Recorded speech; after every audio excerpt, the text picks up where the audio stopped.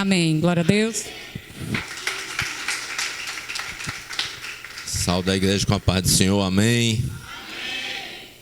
Diz que quando a gente é servo de Deus, a gente tem que estar sempre com a espada afiada, né? Pedir a Deus aqui, primeiro, oração pelo nosso pastor, pelo momento que ele está passando, né? Já estamos aqui em oração. E assim, nós que somos servos de Deus, nós temos que estar prontos, tá certo? Com a palavra para levar, para trazer, para glorificar, para exaltar e para fortificar, porque nós somos humanos. E é o que eu sempre digo quando eu me sento aqui, eu digo: irmãos, nós temos que orar pelos nossos pastores, porque eu vejo todo mundo agradecendo, sempre agradecendo. A melhor coisa do mundo é você agradecer ao Senhor, agradecer as bondades, os prodígios, as maravilhas que Deus faz na vida de cada um aqui. Eu fico assim feliz em ver que todo mundo chega aqui e dá o testemunho. Mas é importante saber que tem alguém intercedendo por vocês. Eu vinha conversando com a minha esposa exatamente sobre isso, sobre as retaliações. Está entendendo? Então a gente também, nós que estamos na obra, nós estamos intercedendo, orando por vocês, nós também sofremos retaliações e precisamos da oração de vocês. Porque quando Jó, lá no livro de Jó ele não murmurou. Jó foi tirado tudo dele. Foi tirado os filhos, foi tirado os bens, foi tirado tudo que ele tinha. Além de ter perdido tudo que era material, Deus ainda, com permissão de Deus, o Satanás olhou para ele e disse assim: Deus olhou para o Satanás assim: está vendo Jó, meu servo lá na terra, como ele me serve, como ele é fiel a mim? Aí o Satanás, ele é sagaz. Satanás é o Satanás, o bicho nojento. É por isso que a gente tem autoridade para pisar na cabeça dele. E cada vez que a gente pisa, é que nem a serpente. Pise na cabeça da serpente, para ver se o rabo dela não fica ali se estribuchando. Aí Satanás vai e diz para Deus, pede permissão, mas também o Senhor dá tudo para ele. É muito bom ser feliz com tudo, é muito maravilhoso. Aí Deus, com permissão de Deus, Satanás diz assim: pois me deixa tirar tudo que ele tem. Aí tem, deixo, só não toca na vida dele. Naquele momento, aqui é só para a gente começar, não é só um aquecimento, né? Isso aqui é só para a gente testificar o quanto Deus é maravilhoso nas nossas vidas.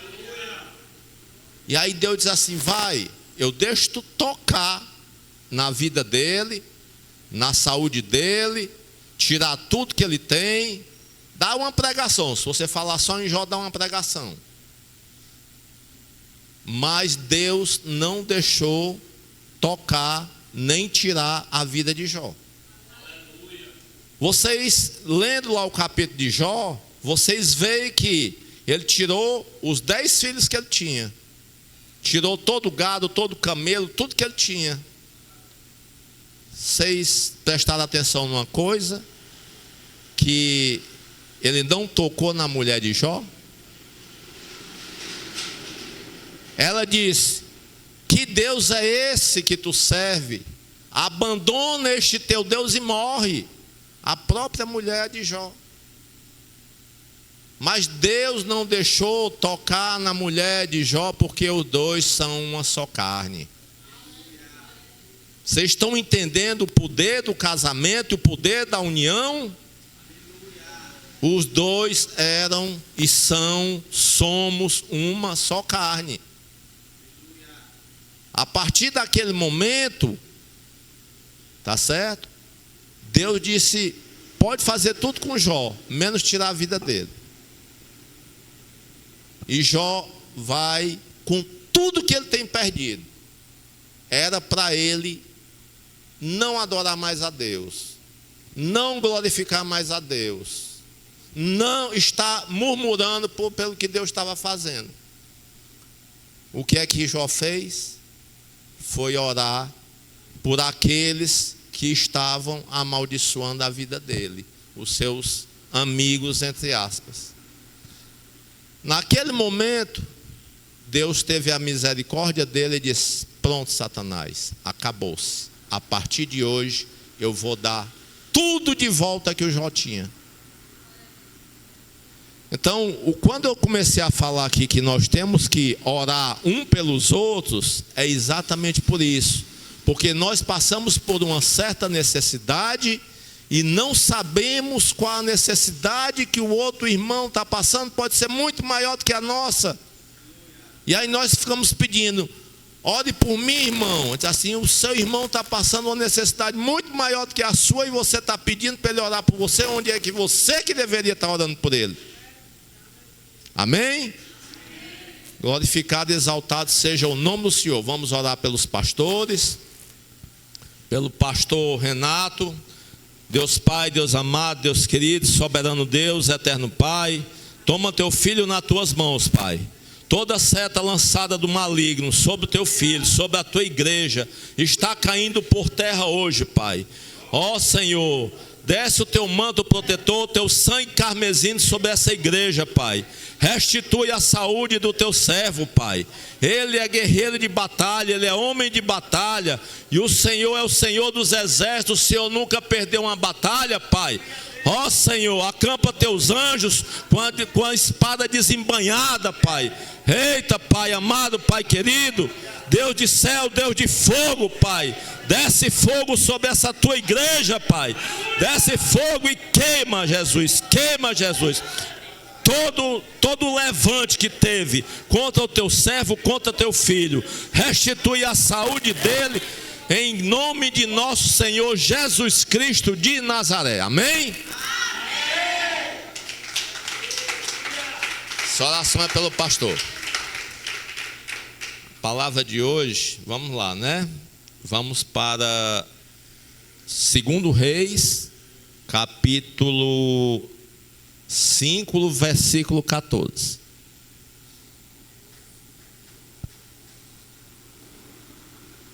Dá para botar lá? 2 Reis, capítulo 5, versículo 14. Amém?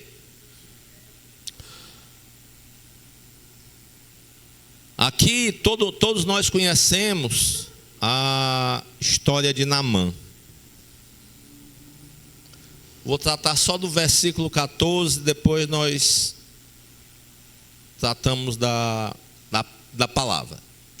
Então desceu e mergulhou no Jordão 7 vezes, conforme a palavra do homem de Deus, e a sua carne tornou-se como a carne de um menino e foi purificado.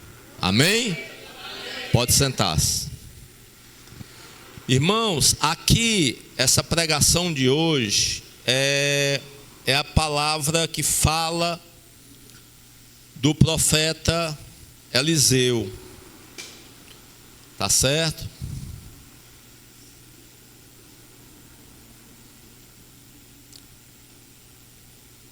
Fala aqui sobre o profeta Eliseu.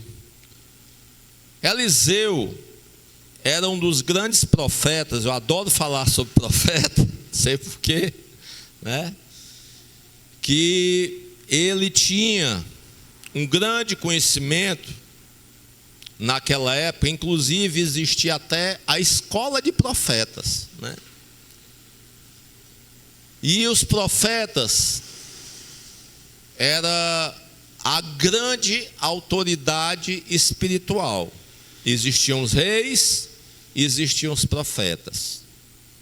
Quando o profeta chegava em uma determinada região, as pessoas perguntavam: profeta, vieste em paz, ou vieste para o bem, ou vieste para o mal? Quando ele perguntava, vieste para o bem ou para o mal, é porque eles queriam saber se o profeta estava trazendo uma notícia boa, ou se era uma notícia ruim. Uma notícia boa que agradasse a eles, ou uma notícia ruim que desagradasse, porque a boca do profeta é boca de Deus. Então o que o profeta fala muitas vezes desagrada. Então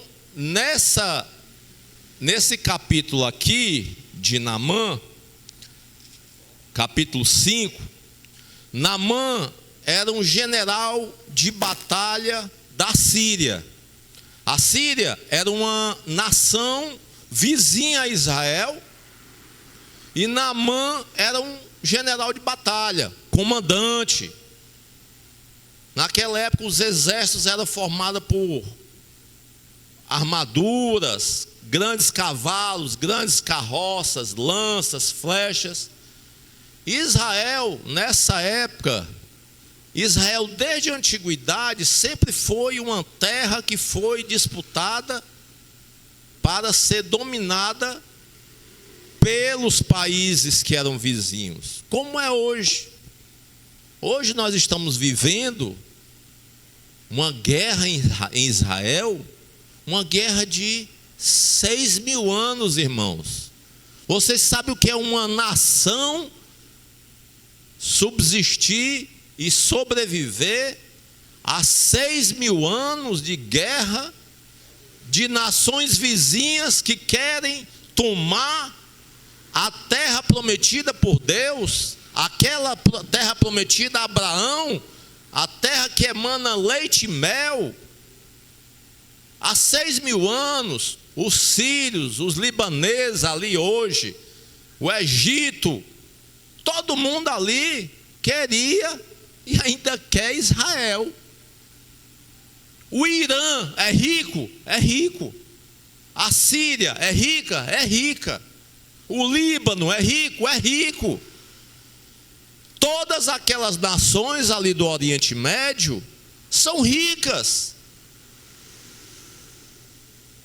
Mas lá, 6.000 anos atrás, quando Deus prometeu a Abraão que ele seria pai de nações, e ele até numa pregação que eu fiz aqui falando sobre Ismael, né? E Jacó, Deus de Abraão, Isaque e Jacó. Deus prometeu a Abraão um filho com 90 anos, Sara com 90 anos de avançada idade, e duvidaram. Meu Deus, como é que eu vou ter um filho com mais de 90 anos de idade? E aí, o que é que Deus... Isso aqui é só para contextualizar, irmãos. O que é que Deus prometeu? E às vezes a gente não acredita nas promessas de Deus, porque nós vemos com os olhos naturais. Nós sentimos com a carne, nós não sentimos com o espírito. Deus não prometeu? Espera que Ele vai cumprir. Ele prometeu. Ele não é homem que minta, nem filho do homem para que se arrependa. Se Ele prometeu, Ele vai cumprir. Sara tinha que ter a descendência de Abraão. O homem tinha que deixar a sua descendência.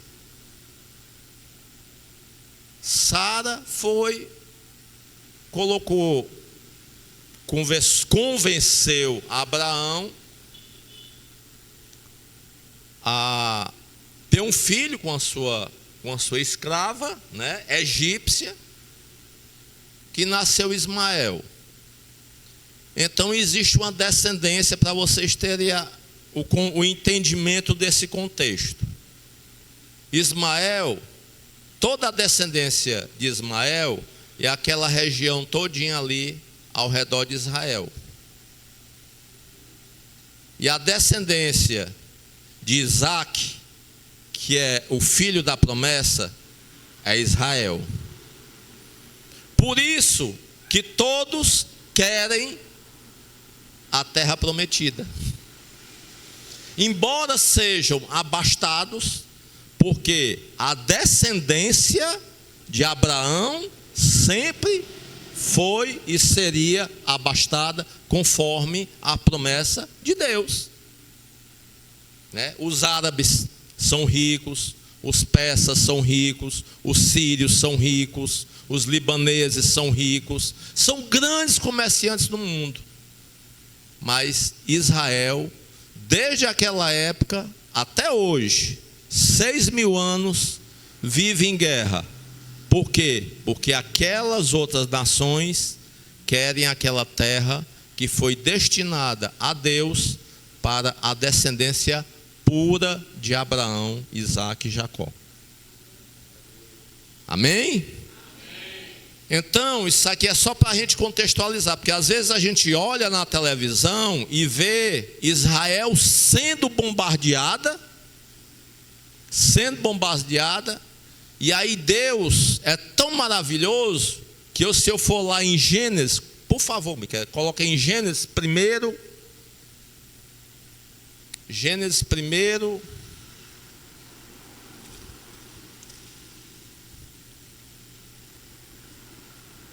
versículo 6. Então disse Deus: haja uma expansão no meio das águas e haja separação entre águas e águas. E fez Deus a expansão e fez separação entre as águas que estavam debaixo da expansão e as águas que estavam sobre a expansão. E assim foi. E chamou Deus a expansão céus, e foi a tarde e a manhã e o dia segundo. No primeiro, segundo e o terceiro é na criação do mundo. Volta só um pouquinho. E a terra era sem forma e vazia. Versículo 2. Havia trevas sobre a face do abismo, e o Espírito de Deus se movia sobre a face das águas. E disse Deus: haja luz, e houve luz. E viu Deus que era boa a luz, e fez Deus separação entre luz e trevas. E Deus chamou a luz de dia, e as trevas chamou de noite.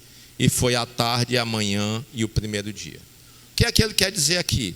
Ele criou uma separação entre dia e noite, e as águas que tinham, que era o mundo todo era encoberto de água, ele fez uma separação das águas de cima, que continuamos tendo águas em cima e continuamos tendo água embaixo. Qual é a água de cima? É a chuva. Qual é a água de baixo? Os rios e mares. Deus fez essa separação e criou os céus e a terra, e deu limite a tudo no mundo. Deu limite aos rios. Por que todos os rios correm para o mar? E como é que o rio enche de novo? Por que Deus deu limite ao mar e disse: mar, tu vem só até aqui, daqui para trás tu volta? Antes era tudo água, mas Deus chegou e disse assim: até aqui mar, tu é mar, daqui para aqui é terra. Nós chamamos isso de uma separação que se chama domo. Domo é uma crosta, é uma energia, como se fosse uma cápsula que Deus, no seu eterno firmamento, faz a separação de tudo no universo de uma forma maravilhosa. E hoje nós vemos o quê?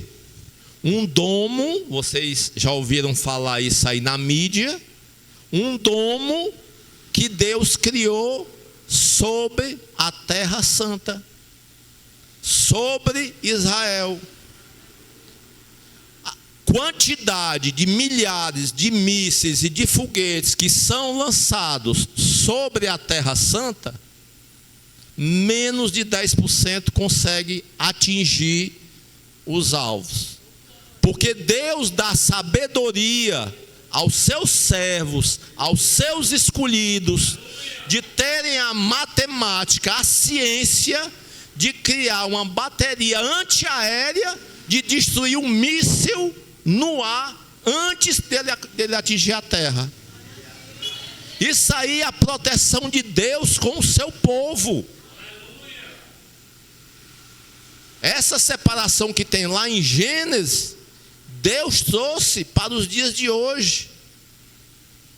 A sabedoria do povo de Israel, a prosperidade do povo de Deus é tão grande que todos querem se apropriar. Mas Deus disse: não, o meu povo é meu povo escolhido. E nós somos escolhidos de Deus. Nós temos um domo espiritual sobre a nossa igreja, sobre a nossa cobertura espiritual, que Deus não permite que as setas do maligno atinjam a nossa igreja e a cada um de nós. Muitas vezes nós não entendemos, mas no mundo espiritual é isso. Essa comparação que eu fiz, essa simetria que eu fiz aqui, também existe no mundo espiritual. Porque as setas do maligno também são lançadas, na mesma forma como os mísseis são lançados sobre a terra de Israel.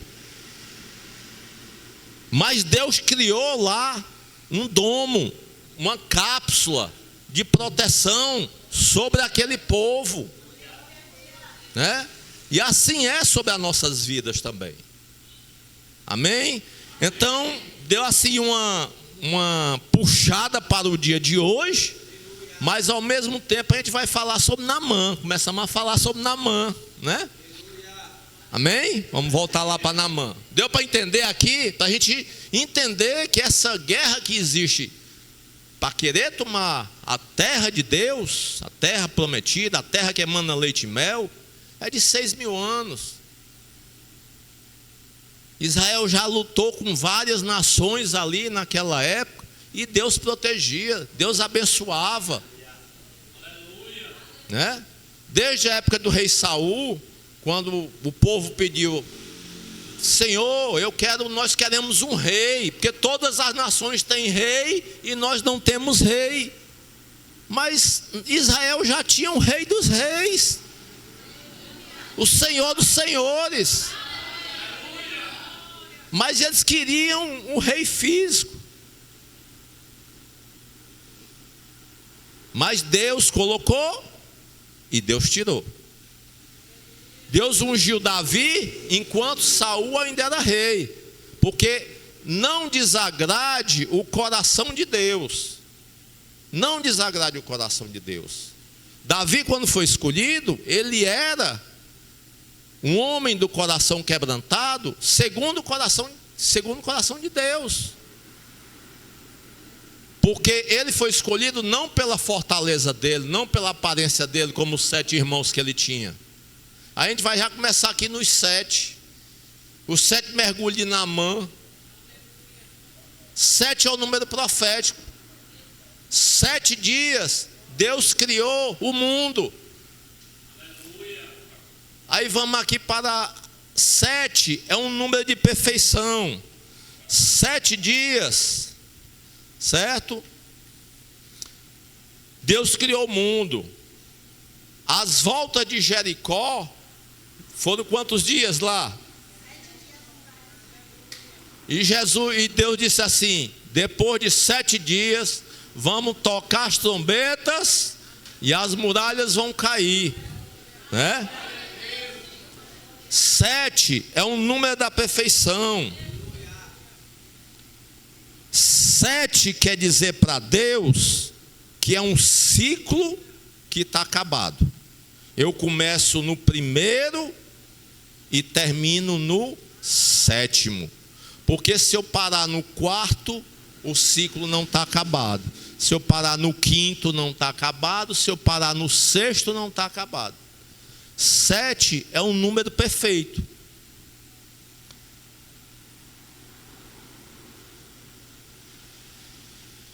A nossa Bíblia começa em Gênesis e termina em Apocalipse, certo? Apocalipse tem quantas igrejas? 7 igrejas. Daniel começou a orar.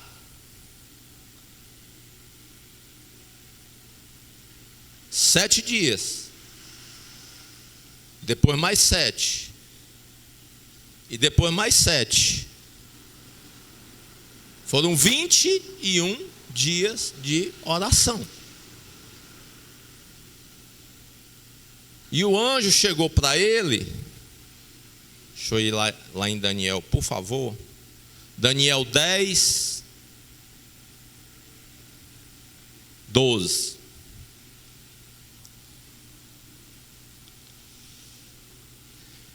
Então me disse: não temas, Daniel, porque desde o primeiro dia em que aplicaste o teu coração a compreender e a humilhar-te perante o teu Deus, são ouvidas as tuas palavras, e eu vim por causa das tuas palavras.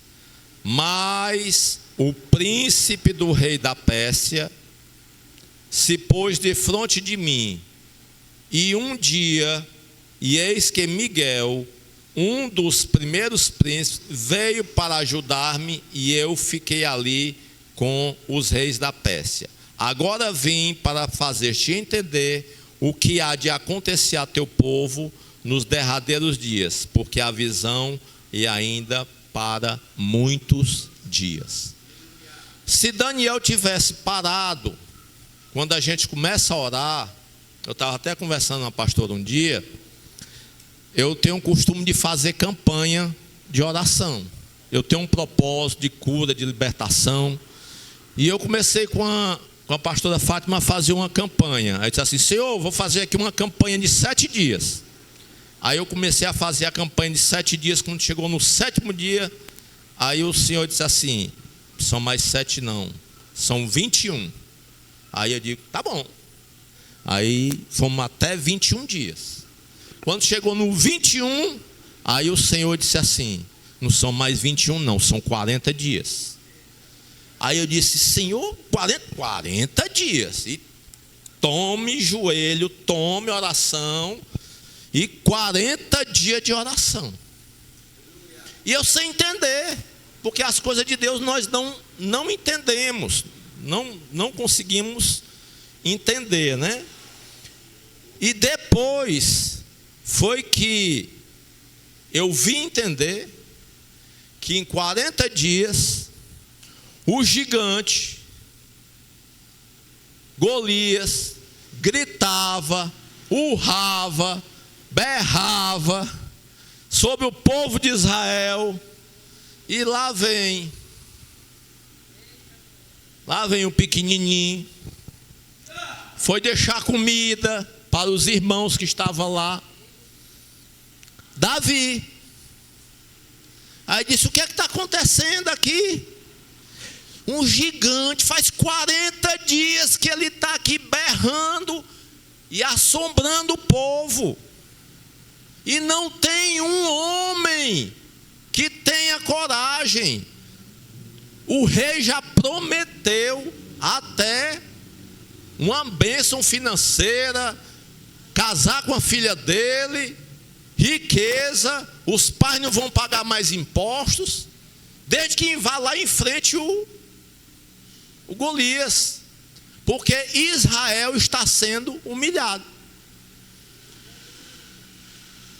Como a pastora disse assim, e aí Davi chega lá e diz: eu vim para derrubar o gigante. Aí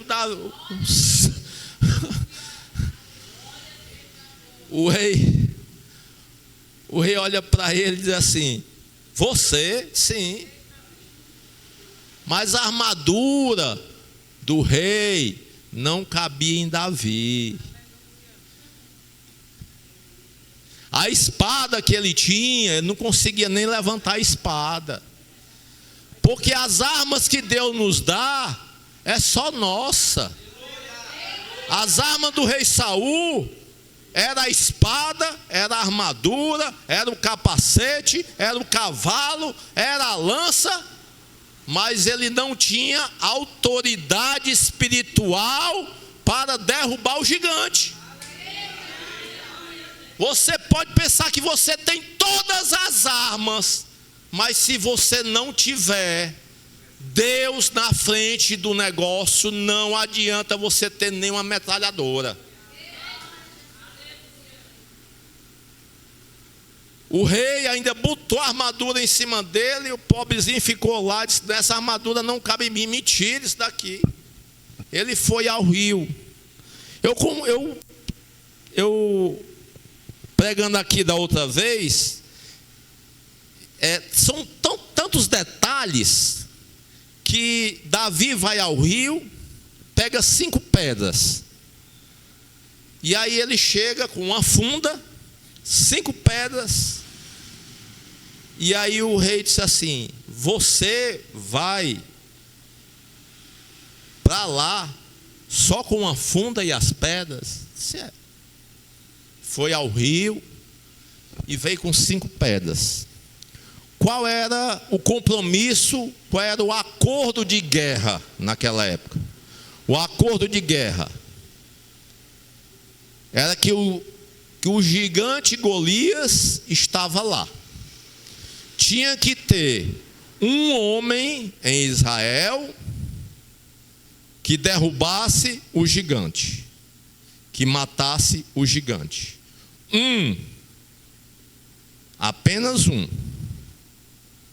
Mas o Golias era o maior de 5. Fora ele, tinha mais 4. O acordo era com Golias, porque eles estavam tão confiantes, porque fazia 40 dias e ninguém aparecia. Todo mundo apavorado, ninguém dormia mais. E aquele gigante gritando, humilhando. Aí chega o Davi, meninozinho, vai ao rio, pega 5 pedrinhas. Olha o segredo: 5 pedras. Olha a confiança: 5 pedras. Foi. Você vem com espadas, com lanças. Eu venho em nome do Senhor dos Exércitos. Quem é esse circunciso desse filisteu que está afrontando o Deus de Israel? Assim foi Davi para enfrentar o gigante. Pegou apenas uma pedrinha aqui na funda, lançou, derrubou o gigante com a própria espada do gigante, cortou-lhe a cabeça, pegou pelos cabelos e botou em cima da mesa do rei Saul. E aí o rei e o comandante do exército, aí ele vai abrir a alforje dele aqui, aí tira as pedras, aí tinha mais 4. Aí ele disse assim: essas outras 4 era para quê? No caso da primeira falhar, ter a segunda, ter a terceira, ter a quarta e ter a quinta. Na cabeça de quem não estava com a confiança em Deus, achava que ele ia errar a primeira, ia errar a segunda, ia errar a terceira, ia errar a quarta, e tinha a quinta pedra ali no caso de errar as 4. Aí Davi disse: não. Quantos gigantes tinham? 5. Era uma pedra para cada um. Era uma pedra para cada um, porque quando Deus manda, pode vir 1, pode vir 2, pode vir 3, pode vir 4, pode vir 5, que ia cair todos os 5 gigantes. Ia cair, eram os 5. Mas na hora que Davi conseguiu derrubar Golias, que foi o primeiro, aí o que foi? O povo cresceu, o povo se encheu de poder, o povo se encheu de unção. Por quê? Porque como é que aquele meninozinho pequeno, franzino, derrubou, e aqueles guerreiros ali tudo parado olhando. Aí eles partiram para a guerra e conseguiram vencer os outros 4 gigantes, né? E todo o povo filisteu. Amém?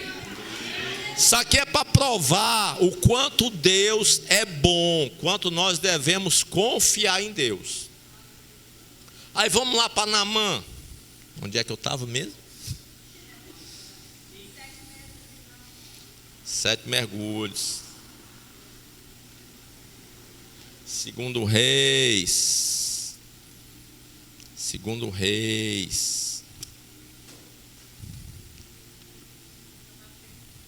Pronto, achei. Naamã, general de batalha. Como eu falei, quando eu falei ali na Síria, nos assírios, e aí logo em seguida me chamou a atenção da situação atual do povo de Israel naquela época, que vivia em batalha, né? E ali a Síria era um país também naquela região. E Naamã era comandante de batalha, só que ele era leproso. Vocês sabem que quando se ganhava uma guerra, se levavam todos os despojos da guerra, ou seja, levava tudo que a pessoa tinha e ainda levava as pessoas como escravo. Entre uma dessas guerras que teve entre a Síria e Israel, teve uma meninazinha dessa, uma menina, dos menores Deus transforma em maiores, como Naamã, como Davi, dos menores ele transformou no maior. Uma meninazinha dessa, que foi cativa numa dessas guerras, era criada da casa de Naamã. Criada, para não dizer escrava, era serva.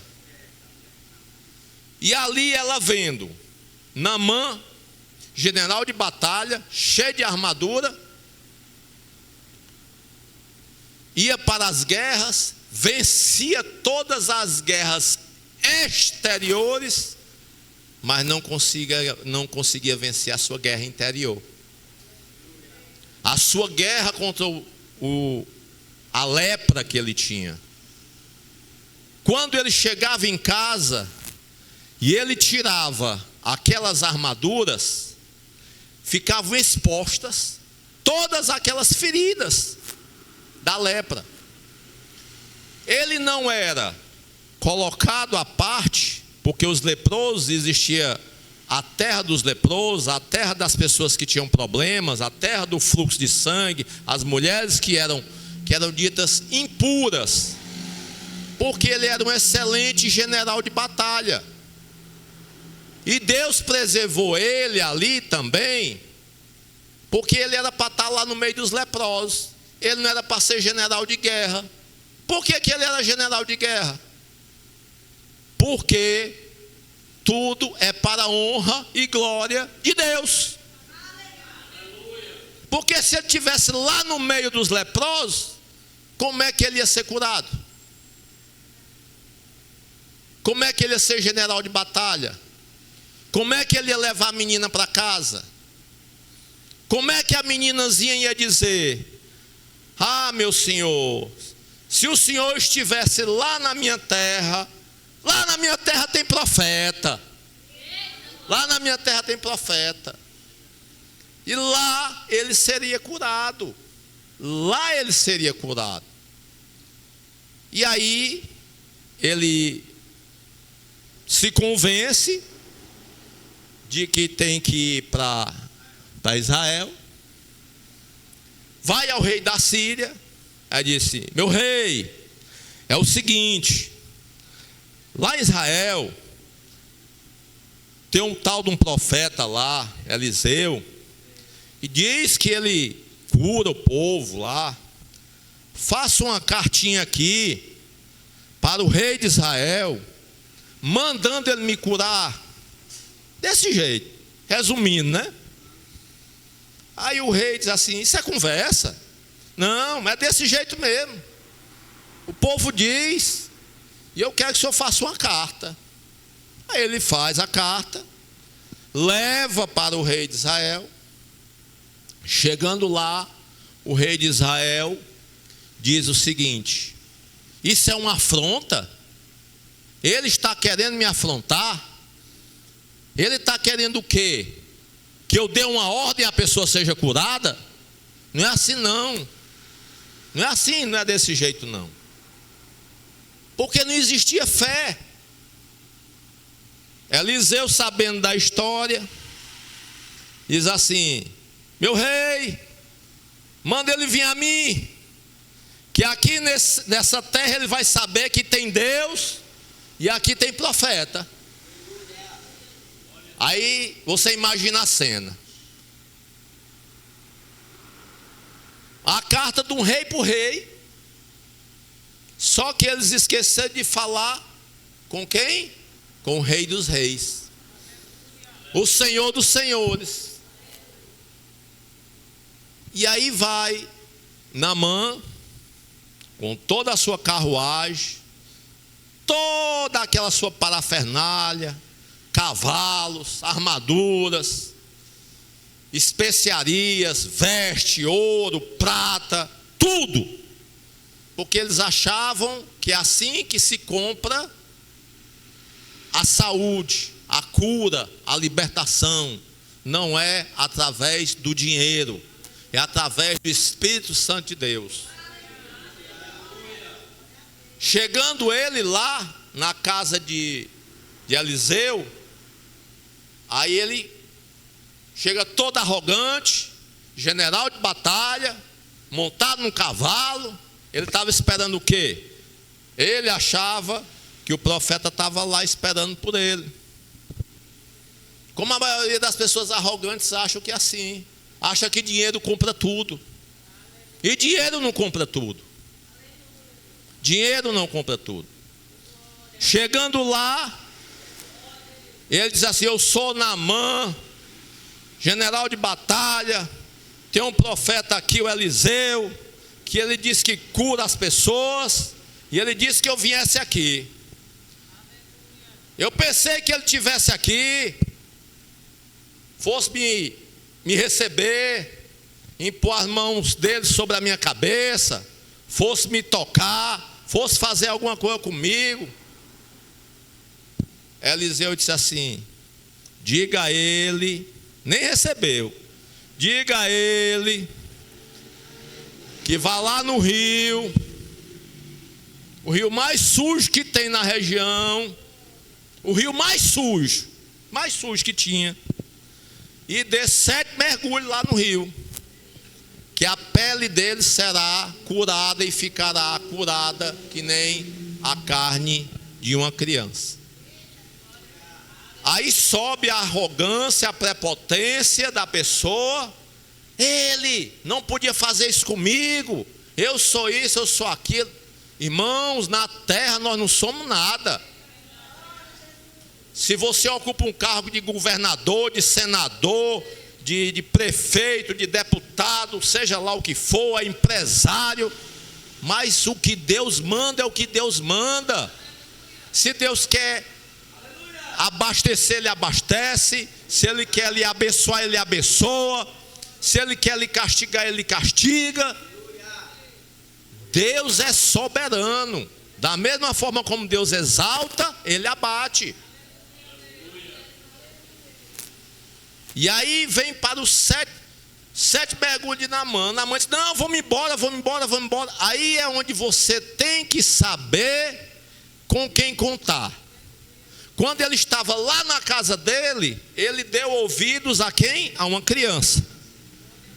Ele deu ouvido a uma criança, que ele seguiu o conselho da criança e chegou até Eliseu. Se ele estivesse cercado somente de bajuladores, os bajuladores tinham dito: vamos embora, esse profeta aí não é de nada, não sei o quê. O que é que tinha acontecido com ele? Ele tinha continuado leproso. Mas ele, por ser uma pessoa boa, ele estava cercado de pessoas de coerência. Aí disseram: meu Senhor, tu fizeste o mais difícil, tu vieste de longe para cá, trouxeste ouro, prata, roupas novas, especiarias, trouxe tudo para abençoar o profeta, para ele te curar, e ele não quis nada disso. A única coisa que o profeta disse foi que o Senhor desse 7 mergulhos no rio Jordão. Mas não tem outro rio aqui mais limpo? Não podia ser outro, esse aqui, Fafá, e outro rio aqui? Não, tem que ser no rio mais sujo. Tem que ser no rio mais sujo, para que prove que é Deus que está fazendo. Aí é onde a gente tem que saber com quem que nós estamos andando. Nesse momento, ele poderia estar do lado dele apenas bajuladores, que poderiam dizer, pois vamos embora. Ele tinha perdido a bênção. Mas aqueles que estavam realmente querendo que ele fosse sarado, fosse curado, disseram, Senhor, tu fez o impossível até chegar aqui, faz o mínimo, dá 7 mergulhos, o que é que te custa? Muitas vezes a gente acha que para a gente receber a nossa bênção, é obrigado a gente fazer o impossível. Não, às vezes uma coisa mais simples é orar, se ajoelhar todos os dias. Eu digo muito isso, a distância entre eu e a minha bênção e o Senhor é a mesma distância entre o meu joelho e o chão. E aí nós temos os 7 mergulhos de Naamã, que para cada um tem o seu significado. Qual é o primeiro mergulho de Naamã? Significa o quê? A humildade. Ele quebrou a humildade dele. Ele diz assim, realmente vocês têm razão. Eu vou quebrar essa minha arrogância, porque ele chegou como o Todo-Poderoso, querendo pagar com ouro e prata a cura de uma lepra. E não é assim que se cura. Se fosse por isso, milionário não morria na UTI do hospital, irmãos. Se fosse por isso, na pandemia, quantas pessoas que tinham dinheiro, morreram em UTI de hospital. O dono da Apple morreu de câncer. Quanto dinheiro aquele homem não tinha? E nem o dinheiro todo do mundo dele pagou a vida dele. Então, o primeiro mergulho tem um significado. Como eu disse, é a perfeição de Deus. É um ciclo que tem que ser cumprido. O primeiro mergulho é ele se humilhar. Naquele primeiro mergulho, ele se humilha. Ele entende que ele vai ter que fazer aquilo. Tira as armaduras, tira a roupa, entra no rio, o rio sujo, um rio imundo, que pelos olhos do homem iria contaminar todas as feridas dele. E ele dá o primeiro mergulho. Primeiro mergulho, a humildade. Deus nos faz provas. Aí vem o segundo mergulho. Qual o significado do segundo mergulho? Primeiro, eu me humilhei. Agora, eu vou obedecer o que o profeta mandou. Segundo mergulho quer dizer a obediência. Terceiro mergulho, a fé. Primeiro eu me humilhei, segundo eu obedeci, e no terceiro eu tenho fé que vai acontecer. Amém? Obedeci, me humilhei, obedeci e tive a fé de que irá acontecer. A partir do momento que ele tem a fé, ele passa, a fé é o firme fundamento daquilo que você não vê, mas acredita que vai acontecer. A partir da fé, que ele tem a fé, ele começa a ser purificado. O quarto mergulho é a purificação. Ele começa a ser purificado. Imagina ele mergulhando e olhando e as feridas lá. Ele mergulhando, olhando e as feridas lá. Não é assim não, irmão. Ele chegou, mergulhou e saiu logo sarado, não. Porque cada mergulho que ele dava, olhava, as feridas continuavam lá. Cada mergulho que ele dava, olhava, as feridas continuavam lá. É por isso que o primeiro mergulho é da humildade, de ele entender que ele tem que se humilhar. Segundo, obedecer, que ele tem que dar 7 mergulhos, obedecer. No terceiro mergulho, não aconteceu nada, mas eu estou na fé que vai acontecer. No quarto mergulho, Deus disse assim: olhe, ele já está na fé, eu vou começar a purificar ele. Aí o quinto mergulho é o da renovação. Ele diz assim: eu creio na minha fé que eu serei purificado e a minha pele será renovada. E ali ele mergulhando e ainda as feridas lá. Ele tem que ter a fé. A fé é o terceiro princípio dos 7 mergulhos. É a metade. É por isso que muitas vezes a gente não consegue atingir o nosso objetivo, porque nós paramos na metade do caminho. A nossa fé tem que ir até o final.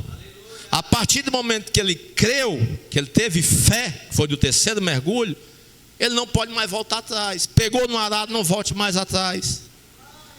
No quarto é a purificação. Ele começa a ser purificado. E aí ele sente um famoso o quê? Renovo. O renovo de Deus em nossas vidas, que é o quinto mergulho. Aí o sexto mergulho. Se ele para no quinto, ou ele para no sexto? No sexto mergulho é um dos mais importantes, que mesmo ele não sendo cristão, ele tem um significado de um reconhecimento da soberania de Deus. Se ele para no sexto mergulho, o ciclo ele só se completa nos 7. E o sétimo mergulho é o mergulho da vitória dele sobre a enfermidade. Amém? É tanto que se você assistir o filme de Naamã, cada mergulho que ele dá, ele mergulha e olha para as feridas e elas continuam lá. Ele mergulha, olha para as feridas e elas continuam lá. Mas aí a persistência venceu a resistência. A persistência dele. E aí ele fica bom. E aí o que é que acontece? Ele agradece, pega a carruagem dele, vai-se embora. Aí Geazi, você se lembra lá de Geazi? Geazi é o companheiro do profeta. Existia aquelas pessoas que queriam estar ao lado do profeta só para aprender, para ver, para ser abençoado. Profeta, encosta aqui em mim, para ver se eu pego um pouquinho da tua unção. É como o pastor aqui é maravilhoso. Ele distribui a unção de Deus para todo mundo. A função do profeta é essa: dividir a unção de Deus, repartir a unção de Deus. Se você não quer receber, o problema é seu. Mas eu estou aqui para dividir a unção de Deus com você. Então o profeta aí volta lá para para o profeta e ele disse: não quero nada não. E ele pega e vai embora. Vai embora com as carroças dele, com as riquezas dele e tudo mais. E aí é o que acontece muito hoje. As pessoas querem se apossar do que não é seu. O que Deus não lhe deu, não queira. Deu para o seu irmão, é do seu irmão. E aí Geazi vai e corre atrás do Naamã e diz: Naamã, já ia embora. O profeta disse que o Senhor deixasse comigo as vestes, os ouros, as pratas, as coisas, tudo que o Senhor trouxe para ele. Mas ele disse que não queria. Não, mas ele resolveu voltar atrás. Geazi, tu pode tentar enganar o homem, mas a Deus tu não engana. Geazi, tu pode tentar enganar o homem, mas ao profeta tu não engana. Geazi, tu pode tentar enganar o homem, mas aos que têm Deus no coração tu também não engana.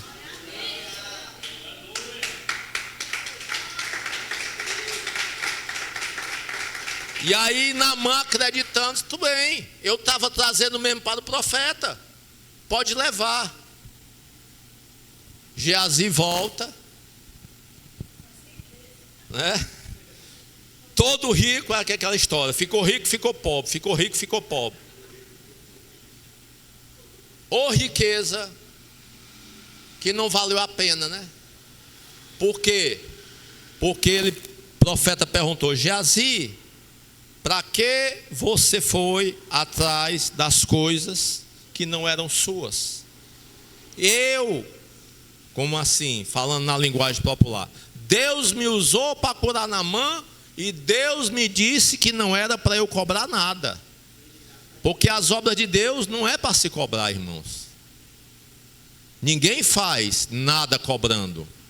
Quem é servo de Deus não diz assim: vem cá que eu vou orar por você, vou lhe curar, e está aqui o número do Pix. Não é de Deus.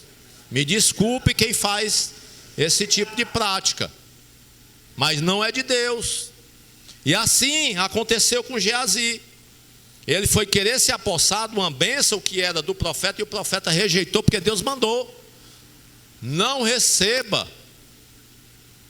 Na hora que o profeta falou com ele, e ele recebeu, na mesmo instante, desceu a lepra sobre Geazi.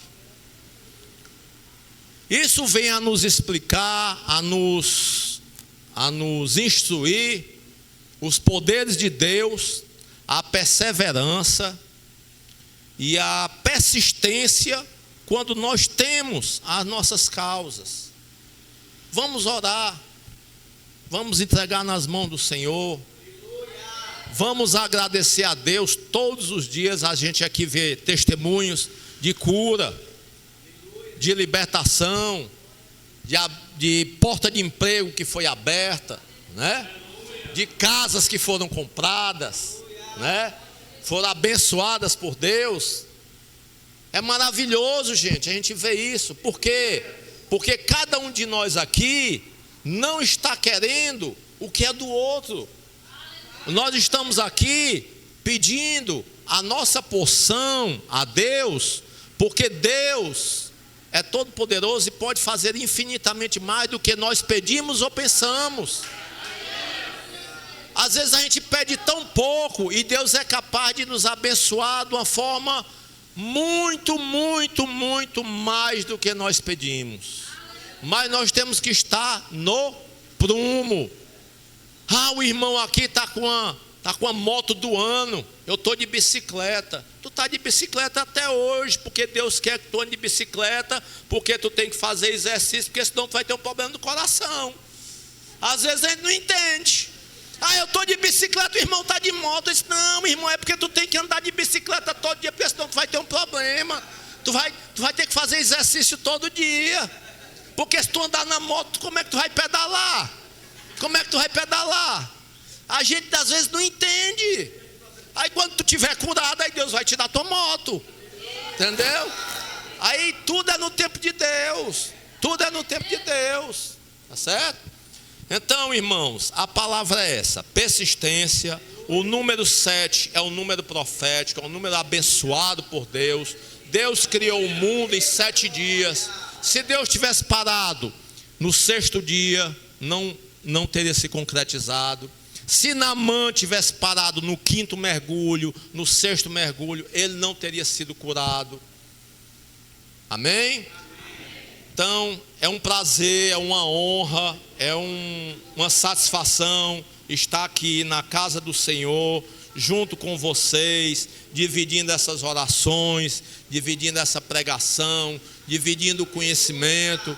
A gente vai e volta na antiguidade, né? Vai há 6.000 anos, como a gente viu, e volta hoje há 6.000 anos depois. Israel continua sendo uma terra que é perseguida, porque é a terra prometida por Deus. Amém? Toda honra, toda glória seja dada a nosso Senhor Jesus Cristo de Nazaré. Ô glória, quem recebeu essa palavra poderosa aí? É forte, Deus falou na palavra. Comigo falou, no 40 tem um mistério aí. Nos 7 tem um mistério que hoje faz 7 anos da existência da Just Day. De glória. Glória. Porque desde a casa de oração, juntando tudo, desde o primeiro dia, hoje faz 7 anos. De glória. Forte. O pastor nem sabia, né? É o número da perfeição. E tem também um mistério aí do 40 que depois eu digo. Foi tudo assim, Deus, né, falando. O pastor Renato passou o dia todo orando o bichinho. Aí ele se sentiu mal. Ao fui orar nele, eu senti que não era física, era uma seta que atacou o físico. A pressão dele estava alta, os batimentos altos. Eu digo, Satanás vai cair por terra. Aí orei, e dando um remédio, né, captopril e tudo, e nada de baixar. Aí o Senhor disse assim, dá o teu remédio. Eu digo, sei, o meu é ungido. Peguei, o meu tem nada a ver com o problema dele, mas o Senhor mandou, né? Eu dei arritmia para pressão alta, outra coisa. Dei, aí eu estava aqui só preocupada, né? Com a cabeça aqui e lá. Aí o Senhor tá 14, ele tá bem. Aí eu fui lá, fui medir, aí deu 14/7, né? Aí eu, graças a Deus que baixou, porque estava alta, viu? Estava bem alta. Aí o Senhor, agora deixa ele dormir, aí deixa ele dormir, pronto. Que ele com sono, eu digo, durma não, enquanto não baixar você não vai dormir. Mas Deus é maravilhoso. Ele disse que teve uma visão de umas trevas e o nome da pessoa que setou ele na treva. Eu digo, mas ore, porque essa alma precisa de Deus. Essa alma precisa de Deus. Deus mostra, como ele falou, Deus mostra para os profetas. O pastor estava falando, né?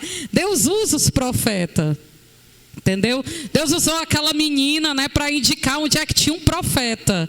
E é como Paulo diz, né? Todo canto que tem profeta não, né? Não, Paulo? Ele foi passando aqui na calçada, aí Deus falou assim no coração dele, aqui tem profeta, aí ele entrou. E Deus transformou a vida dele. Ah, tá melhor a vaza? Ficou curada? A namorada dele ontem, ele ligou, né? Ele tá desesperado, porque os vasos, quando vê as bebetes deles, doentes, se desespera, né? Pastora Luciana tá mal, tá com a dor na coluna, que vem aqui para trás, que vai pro pulmão. Eu digo, vala-me Deus, isso tudo é. Eu digo, ela vai ficar boa agora. Eu comecei a orar, eu digo, pronto, Luciana, tá aí ficar boa. Aí ficou curada, amanheceu curada. Eita glória, para dar o testemunho, quem tem que dar é tu. Não, quem tem que estar filmado é tu, vaso. Ora, vambora, rápido. É para aumentar a fé da vaza, viu? Eu disse, eu aumento a fé dela. Eu tenho fé por ela. Pai do Senhor, irmãos. A Luciana estava ontem com a dor aqui nas costas, né? E ia pro pulmão. Aí eu fiz algumas perguntas a ela, até as que a senhora fez a ela também, não foi? Eu disse, é meio estranho, né? Que não é coluna, não é no rins, não é nada. Aí eu disse, não, Luciana, eu vou pedir a pastora para orar por ti. Aí ela, tu vai ligar para ela? Eu disse, eu vou. Ela disse, pode ligar? Não foi? Aí eu liguei, né? A pastora disse que em nome de Jesus ela ia amanhecer boa. E ela estava bem baqueada, viu? E amanheceu boa. Então, quando ela foi trabalhar, né?